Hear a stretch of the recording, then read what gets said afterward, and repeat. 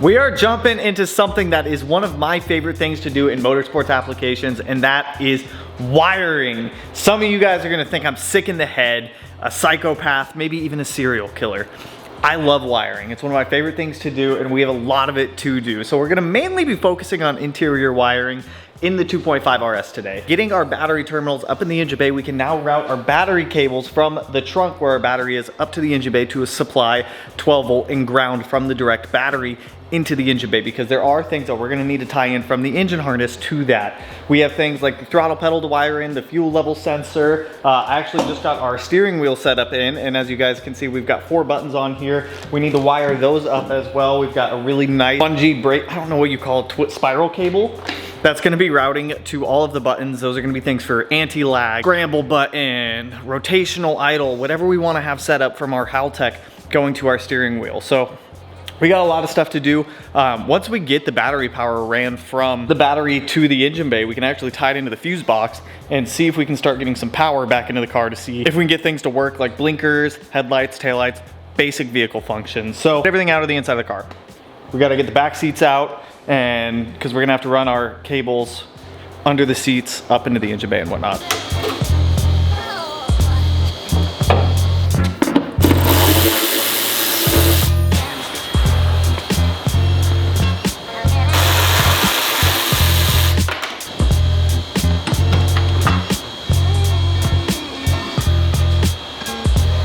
I'm gonna start creating and running 2 battery cables, positive and negative. They're gonna come from the battery, route through here. Actually, the negative can just go from right here because we already have a terminal there.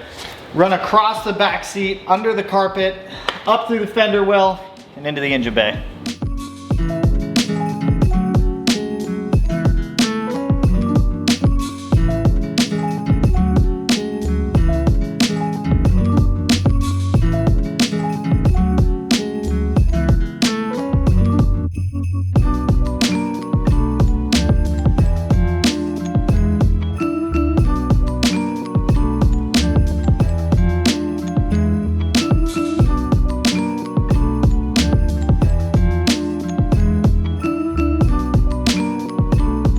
We've got successful battery relocation. That might be a little bit difficult for you guys to see.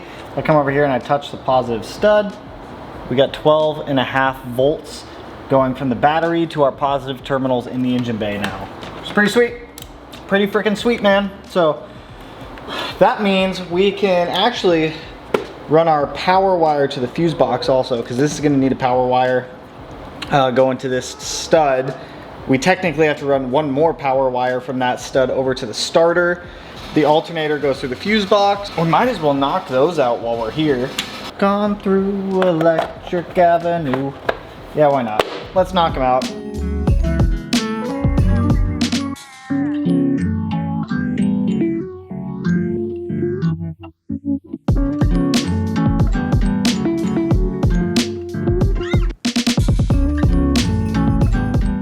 Well, I actually jumped over to the starter cable so you guys can see we have the cable coming off the starter there, wrapping down on the frame rail. I have it secured down with an Adele clamp there and down there just to make sure that it doesn't move. I don't have to, but I want it to be secure and I want everything to be nice and I don't want things to be moving around.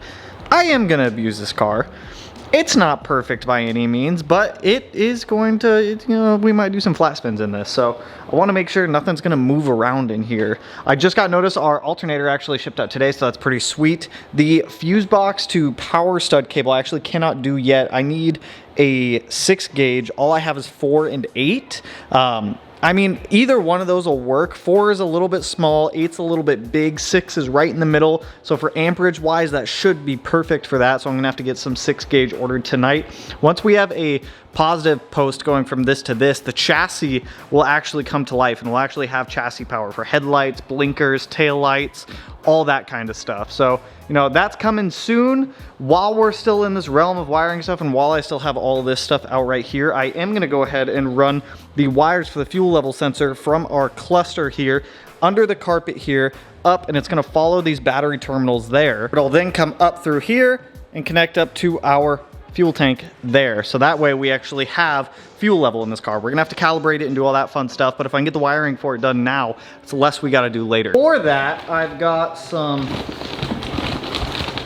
Is this 20 gauge? Yeah, I got 25 feet of white, and I'm gonna need another color. We'll use, that's big. Is this 20 gauge or 22? So these are 20 gauge, so this will work perfect for our fuel level to be able to run that. We don't need any big wires. 20 gauge is totally fine. It's just gonna be reading the fuel level. So let's pop that thing out, get these wired in, get them ran back there, and then we can actually put all this back in because I don't see any reason why we're gonna have to go back in there.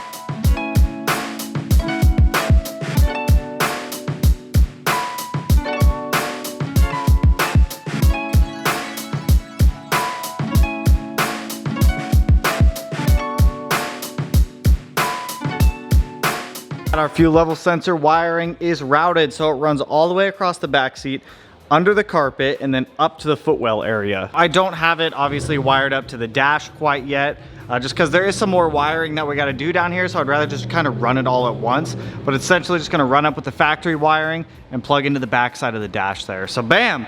Now we can actually know how much gas we have in this thing, which is pretty important. Now that we've got our fuel level wires ran, we actually got a ton of goodies in right here. So we have a OEM carbon fiber strut tower brace, flanges for our turbo, and then we also got our rotated up pipe and down pipe from RCM. So I'm very curious to see this stuff. So let's get this stuff open and actually toss it on the car. All the exhaust stuff is gonna get Cerakoted later. I'm just not worried about it right this second. Should be our exhaust manifold, and this is the unequal length one that I was talking about. Now, the whole reason that we had to get unequal length is because of dry sump. So in order for the manifold to clear, it's gotta be unequal length unless you do like a pricey custom equal length one. I've never used an RCM manifold before, but that's like, so that's some nice tubing. That's all, I believe this is all cast and laser welded. That looks good. So we have our unequal length exhaust manifold. I do know we will have to modify it for, dude, that looks good. That pushes the wastegate pretty far back actually, because it's meant to be recirced into the downpipe, but those look good. I like that. They're also kind enough to send us a whole bunch of extra oil filters. With that up pipe, we are gonna have to modify it for our turbo, but that won't be too big of an issue. Knowing me and my impatient ass self, I wanna toss all this in the car.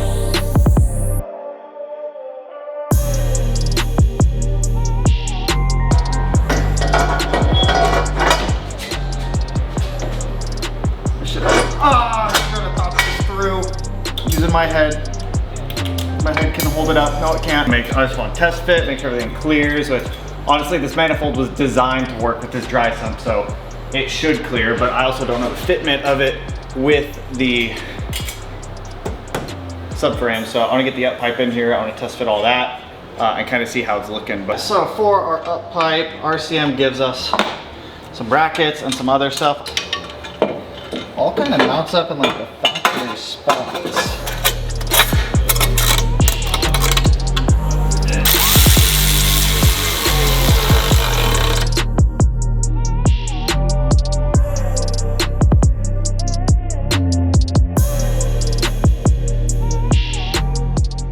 This RCM manifold, hey dude, this is a really good quality. This is cast and it looks to be laser welded all the way across this.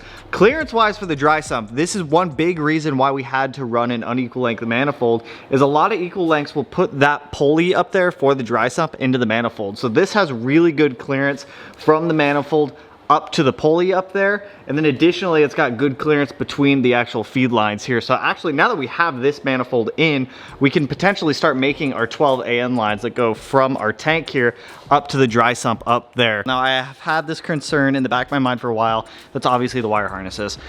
With the turbo clocked 45, it's gonna put the downpipe going that way. So this will have to just zip tie down and back. Both of these, I've got some heat shield boots that'll go over these, and then we'll probably build a heat shield covering the wire harness face just from the hot side of the downpipe. Everything's gonna be Cerakoted, turbo blanket, everything like that. So I'm fairly confident we'll be just fine with this, but that has been in the back of my mind. But seeing where this puts the turbo, I feel a lot better about it. So that's actually awesome. Now, since we're already throwing on parts, the other one that I do want to throw on is our JDM Strut tower brace. I will have to clean this up a little bit. I'll probably take it to go get vapor honed in the near future, but just to get it on the car for the time being, let's toss it on. It'll make the engine bay look a little bit better.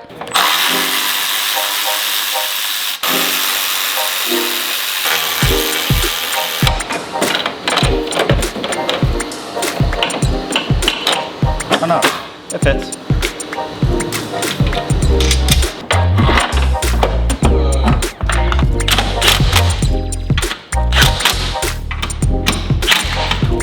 It looks so much better with the strut tower bar in there now. It's just a little cool OEM unique piece to be able to add in, so I'm pretty excited for that. So I figure let's kind of stay in the engine bay for right now. I have a couple things to try to figure out. This coolant pressure sensor is in the way of the radiator hose. We need to trim down the radiator hoses, get those in permanently. That'll kind of put the radiator where it needs to be as well. So if we can get those couple things knocked out, that would be ideal. I would like to try to figure out the radiator hoses or the heater core hoses back there. I don't know if I have everything here for that, but we'll kind of see. We also might be able to stick our wastegate on too. We have to do a little bit of welding for that, but we'll see. We'll start out with the radiator. So what I'm thinking here is, obviously this coolant pressure sensor has to come out. Maybe I can put it on a 90. I want to get the, how do I want to do this? I might have to put the coolant pressure sensor somewhere else, to be honest. I don't know if that spot will even work with the radiator hose right there. Let's get the radiator hose in first. This is going to need trimmed down. I've got it lined up on the radiator. I'm looking at the overhang off of the other side. And if we measure that, that'll tell us how much we need to trim this down by. So we have an inch. So we're just gonna pull off half an inch from each side of this hose, come back, and this should fit perfect. Right there, flip around.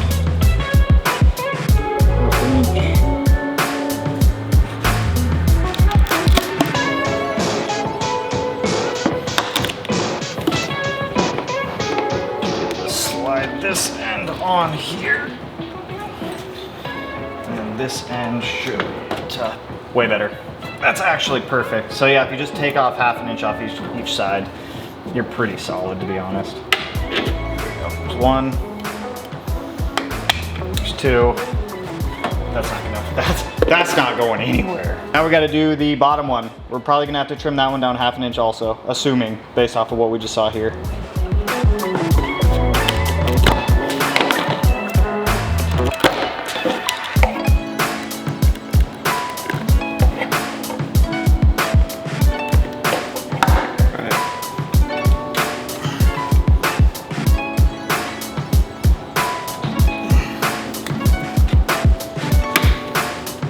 Oh, it's gonna be way better with these ones.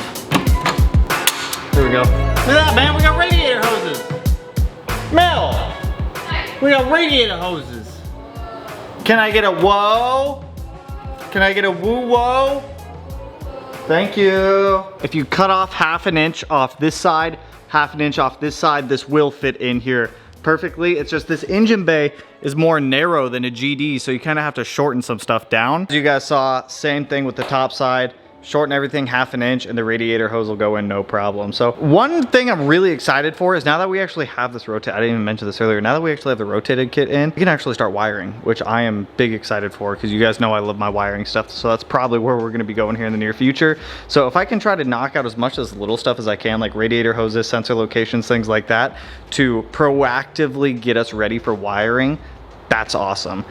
We have power steering lines that we still got to kind of figure out, but that shouldn't interfere with wiring. Now, unfortunately, that's all I have time for today, you guys, because we have some stuff we got to go take care of. Yesterday, I'm not going to do a car reveal video. I don't like doing car reveal videos. I think it's a little bit silly. I used to do them, and it's just, let's just show you. We got a new car. The 911 finally sold. So I got something that I've been eyeballing for quite some time. That actually some of you guys have recommended me get for a while. And if you've seen it on the Instagram, you already know what I'm about to show you, but this thing is freaking sweet. We picked up a 2024 GR Corolla Circuit. Dude, I am absolutely loving this thing. The resemblances between this and like a VA STI is uncanny. Now, I'm not gonna go too much into detail on this right now. You guys will get a video on this car next week, but dude, I'm absolutely loving this thing. We got it in this really sweet flame blue color.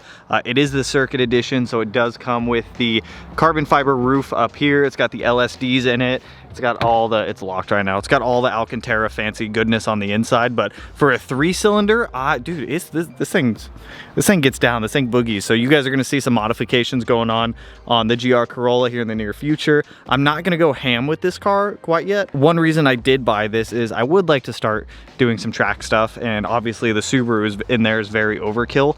So I think that this would be like a fun good learning platform to be able to do that with. I'm not gonna go too much into detail on this quite yet, but we are working on setting something up where I'm gonna be going to a different state. Some people that you may or may not know already. It's like a 2 or 3 day track course. I used to do a lot of autocross before YouTube and when I still lived down in Louisiana. And since moving back up to Washington, honestly, it's just kind of escaped me. So I think that'll be a really fun car to be able to go do that stuff with. I think we're already pretty much set up for this track thing that we're doing with instructors. So I think it'll be fun. There's gonna be some WRXs there so we can actually do some really fun comparisons of the GR Corolla over to the WRX.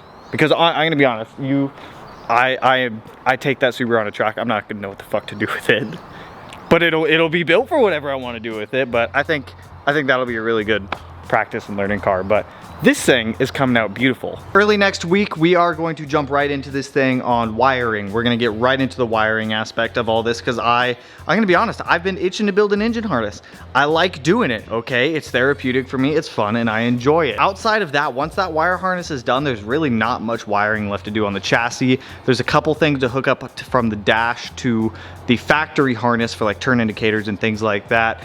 Fuel pumps are already wired up, fuel levels already ran, so the majority of the wiring stuff that we have left is gonna be in the engine bay right here. And we should be able to knock this out in just a couple of days. So I'm big excited for that. I did get the 6 gauge, 6 AWG wire ordered for the fuse box to the post right there, but it's weird, dude. The engine portion of this car, the mechanical portion of this car has just flown by. Like we almost have a fully set up engine. It's weird. Oh, our hot side for our turbo shipped out too because we are using a V-band one now from Borg Warner. But anyways, like I said, that's all I got for you guys on this one. If you like the video, if you're hyped with the progress on the 2.5 RS, or maybe you're just hyped for the GR Corolla, who knows? I don't know, but you know. I'll go ahead, hit that like button, turn it black, blue, green, yellow, purple, silver, sign, whatever color it turns for you. And if you're not subscribed to the channel and you want to be, I'll put it in one of these corners. No idea which one quite yet, but with that, I will catch you guys in the next one. So peace out, homies.